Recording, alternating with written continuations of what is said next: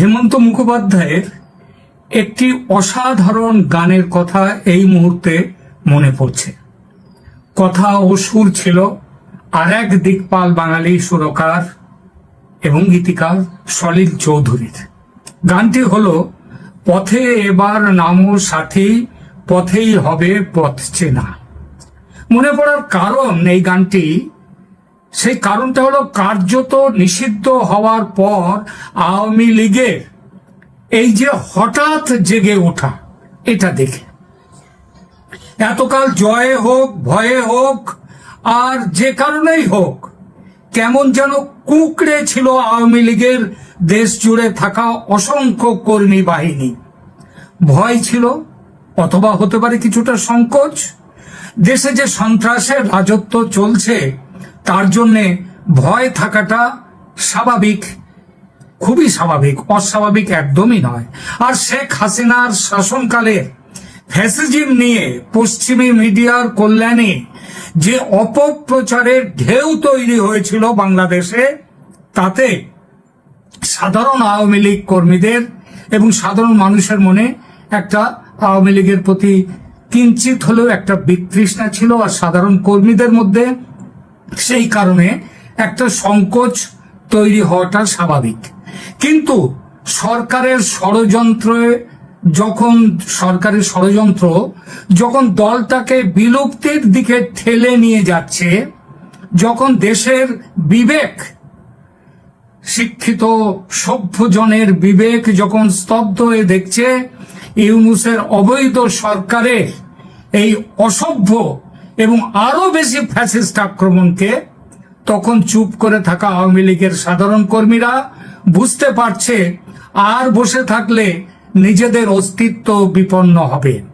আর আওয়ামী লীগের অস্তিত্ব বিপন্ন হওয়া মানে বাংলাদেশের অস্তিত্ব, বাংলাদেশের ইতিহাস, সেই ইতিহাস বিপন্ন হওয়া। শেখ মুজিবের সংগ্রাম আর আত্মত্যাগের ইতিহাস ধূলিসাৎ হয়ে যাওয়া, শেখ হাসিনার দেশ গড়ার যে সাধনা, সেই সাধনা শেষ হয়ে যাওয়া। আর তাই সব দ্বিধা, সব সংকোচ, সব ভয়কে দূরে সরিয়ে রেখে মানুষ অবশেষে নেমে এসেছে রাস্তায়, নেমে এসেছে আওয়ামী লীগকে বাঁচাতে, নিজেদের বাঁচাতে, দেশকে বাঁচাতে।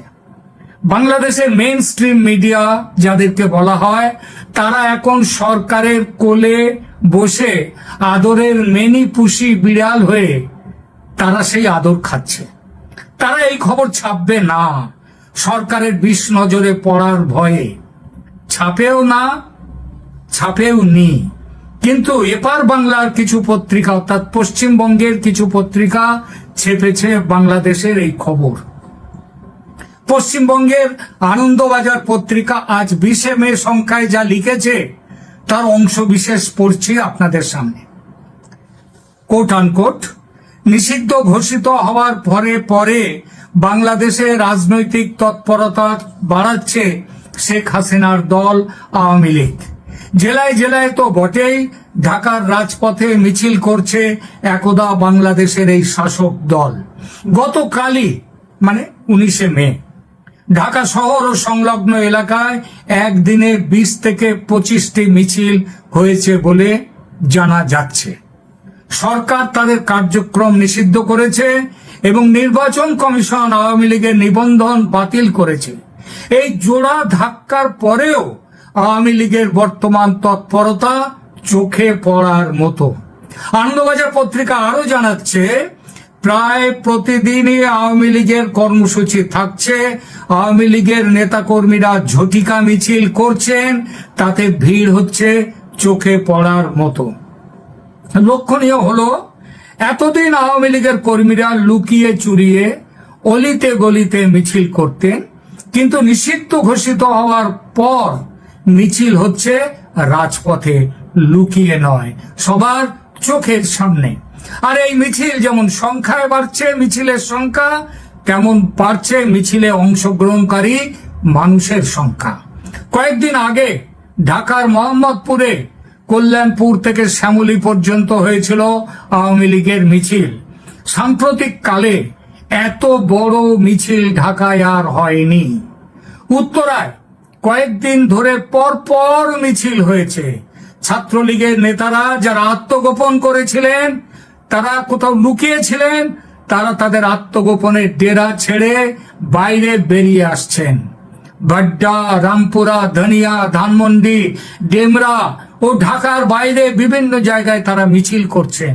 গত পরশু রবিবার অন্তত 20টি মিছিল করেছে আওয়ামী লীগ। সরকারের দমন পীড়নকে যেন গুরুত্বই দিচ্ছে না আর আওয়ামী লীগের কর্মীরা, উল্টে চ্যালেঞ্জ দিচ্ছে সরকারকে, আয় কি করবি কর, কতজনকে গ্রেপ্তার করবি কর, দেখি তোদের কত জেলখানা আছে, কত বড় জেলখানা। আগে লীগ কর্মীরা ভয় পেত ছাত্র নামধারী গুন্ডা বাহিনীদের। সেই গুন্ডা বাহিনীর সংখ্যাও কমতে কমতে কঙ্কালসার হয়েছে। এখন ছাত্র নেতা উপদেষ্টারা ডাক দিলে 100, 150, 200 বেশি লোক হয় না। এখন ছাত্র উপদেষ্টারা নিজেরাই মার খাচ্ছে। হাসনাত আব্দুল্লাহ, সার্জিস আলমরা, এদের মার খাওয়াটা বেশ কিছুদিন আগেই চালু হয়েছে। এই তালিকায় আবার নতুন সংযোজন একজন আগুন খেকো তাত্ত্বিক নেতা, তিনি মাহফুজ আলম, তিনিও উপদেষ্টা। দুদিন আগে জনসভায় প্যাদানি খেলেন এই হিজবুত তেহরিক নেতা মাহফুজ আলম। আওয়ামী লীগ কর্মীদের এভাবে সাহস করে পথে নেমে আসায় বিভ্রম বা বিভ্রান্তি কেটেছে মনে হচ্ছে দেশের সেনাপ্রধান জেনারেল ওয়াকার উজ্জামানের। তিনি বুঝেছেন যে জুলাই বিপ্লবের সেই তেজ শেষ হয়ে গেছে। তিনি এটাও বুঝেছেন তারপরেও ওই ইউনূসের চক্রান্তে, ষড়যন্ত্রে বিপ্লবের ডকুমেন্ট তৈরি হচ্ছে এবং সেই ডকুমেন্ট চলে আসবে আর কয়েকদিনের মধ্যে, 30 দিনের বেশ কয়েকদিন চলে গেছে। সেটা এলে নাকি পুরোপুরি বাতিল হবে সংবিধান। চলে যাবেন প্রেসিডেন্ট শাহাবুদ্দিন চুপ্পু এবং আর্মি চিফ ও জেনারেল ওয়াকার উজ্জামান। দেশ চলে যাবে পাকাপাকি ভাবে মৌলবাদী সন্ত্রাসীদের দখলে, যাদের সঙ্গে মিথ্যেবাদী ট্রাম্পের খুব দহরম মহরম মাখামাখি সম্পর্ক। এখন তিনি সিরিয়ার যে বড় মানে সন্ত্রাসবাদী নেতা, যার জন্য কয়েক লক্ষ ডলার একসময় যার মাথার দাম ছিল, তার সাথে হ্যান্ডশেক করে বলছে very smart young man, very smart. হ্যাঁ, তো এই হচ্ছেন ট্রাম্প। সুতরাং সেই ট্রাম্প এখন দেশ চলে যাবে এই এদের হাতে, আর বাংলাদেশ হয়ে উঠবে আর এক ইরাক বা আর এক সিরিয়া। সুতরাং আর দেরি নয়। এতদিন জেনারেল ওয়াকার উজ্জামান জেগে উঠেও ঘুমিয়ে পড়তেন বারবার, ফলে হারিয়েছেন নিজের জনসমর্থন। যারা একসময় বলতেন ওয়াকার উজ্জামান আমাদের ছাড়া বাঁচাবার কেউ নেই, তারাও ওয়াকার উজ্জামান থেকে দূরে সরিয়ে গেছেন, বলেছেন এনাকে দিয়ে কিছু হবে না, ইনিও ষড়যন্ত্রকারীদের একজন। সেই ওয়াকার উজ্জামান তিনি এবার যেন পরিস্থিতির গুরুত্ব বুঝতে পেরেছেন।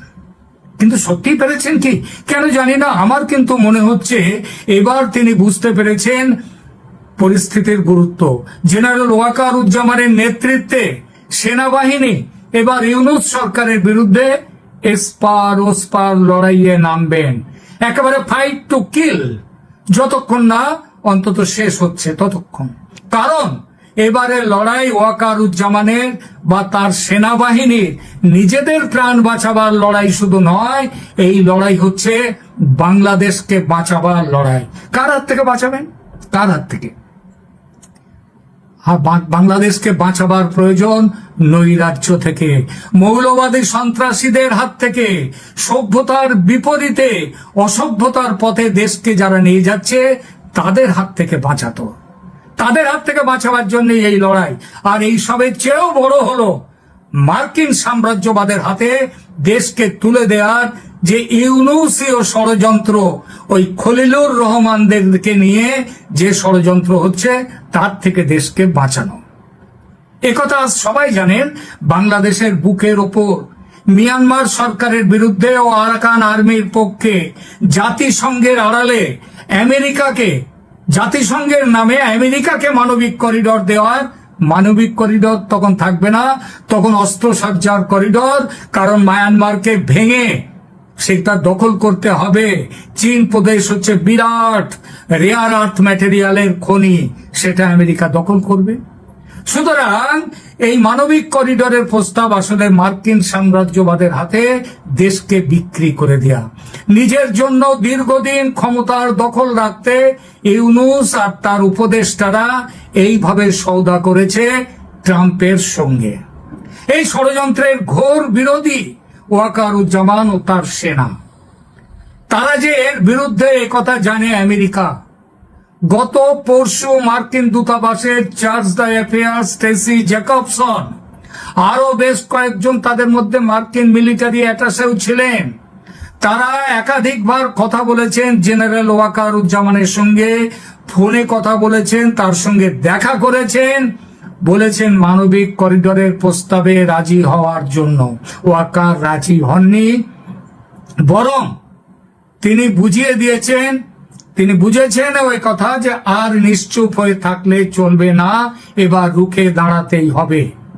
ইতিমধ্যে খবর পাচ্ছি, যদিও অসমর্থিত সূত্রের খবর, যে ভারতের এনএসএ অজিত ডোভালের সঙ্গে দুদিন আগে কথা হয়েছে, ওয়াকারুজ্জামানের কথা হয়েছে। তারপর এই কথার পর ডোভাল ভারতের পররাষ্ট্রমন্ত্রী এবং প্রধানমন্ত্রীর সঙ্গে কথা বলার পর কথা বলেছেন রাশিয়ার পররাষ্ট্রমন্ত্রী লাভারভের সঙ্গে। আমাদের প্রধানমন্ত্রীর কথা হয়েছে পুতিনের সঙ্গে। লাভারভ কথা বলেছেন আবার চীনের সঙ্গে, এবং একটা ত্রিভুজ বৃত্ত, একটি ত্রিভুজ তৈরি হচ্ছে, শক্তি কেন্দ্রিক ত্রিভুজ, রাশিয়া, চীন এবং ভারত। এরা একজোট হয়ে মার্কিন ও পশ্চিমা শক্তির বিরুদ্ধে এক হয়ে দাঁড়াবে বলে ঠিক হয়েছে।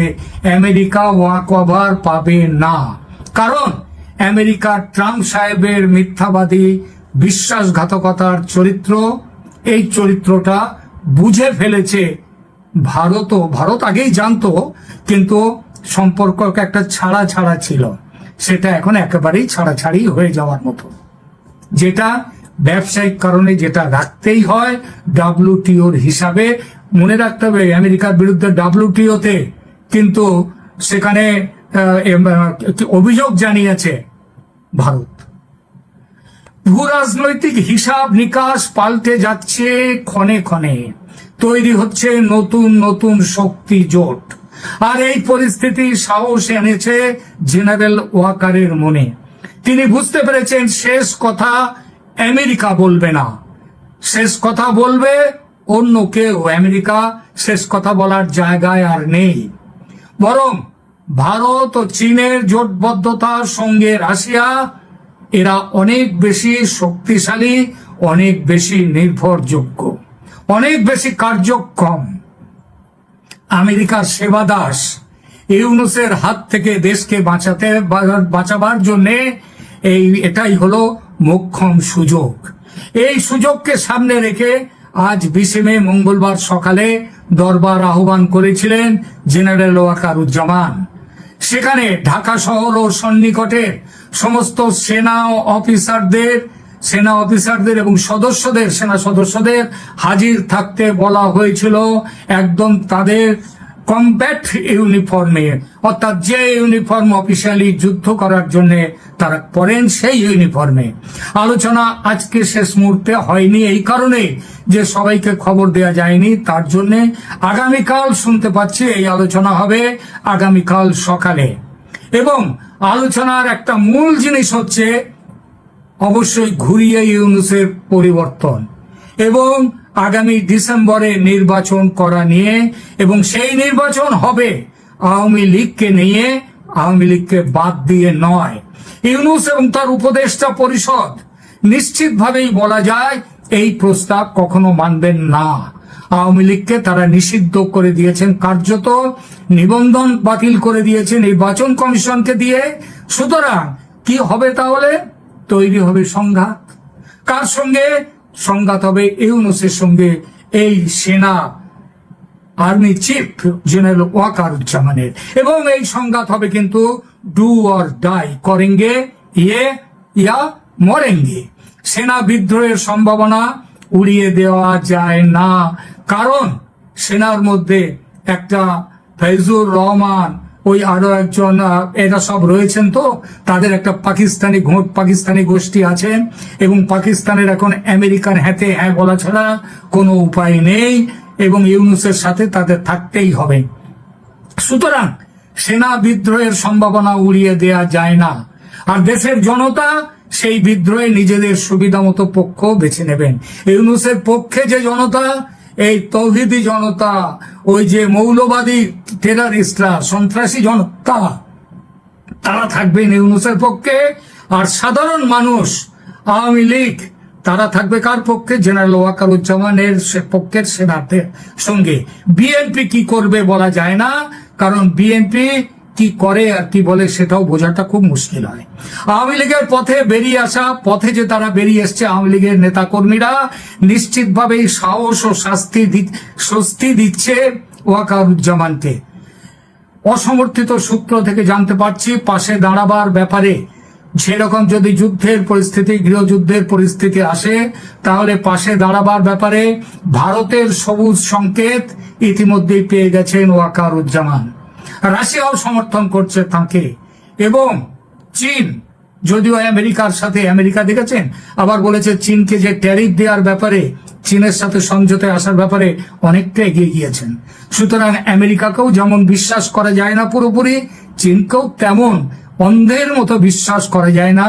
চীন যদি দেখে তার নিজের স্বার্থ আমেরিকার সাথে গেলে সেটা পূরণ হবে বেশি, সেদিকে হা বলতেও তারা পিছিয়ে আসবে না। সুতরাং আগামী কয়েকদিনের মধ্যে বড় কিছু ঘটতে চলেছে বাংলাদেশে, এবং নির্দ্বিধায় বলা যায় বাংলাদেশের বর্তমান দুঃসময়ের শেষ হতে চলেছে এতদিনে যেন আলোর রেখা দেখা যাচ্ছে, অন্ধকার রাত্রি পেরিয়ে ভোরের মুখ দেখা যাচ্ছে সূর্যের মুখ।